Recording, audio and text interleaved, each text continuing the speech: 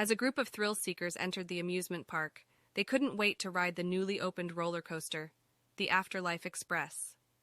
The coaster had a reputation for being the scariest ride in the park, with reports of riders experiencing strange sensations and ghostly apparitions. As they waited in line, the group noticed that the park seemed deserted. There were no employees in sight, and the only sound they could hear was the faint creaking of the coaster tracks.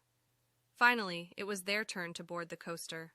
As they climbed into their seats, they noticed that the safety bars seemed to lock themselves in place.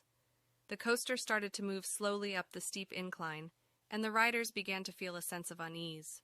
As they reached the top of the hill, the coaster suddenly stopped, and the riders found themselves in complete darkness. The only sound they could hear was the faint whisper of voices. Suddenly, the coaster started moving again, but this time it was going backwards.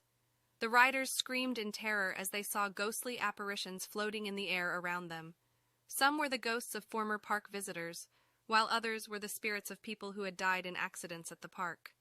As the coaster made its way through the twists and turns, the riders felt an icy chill in the air.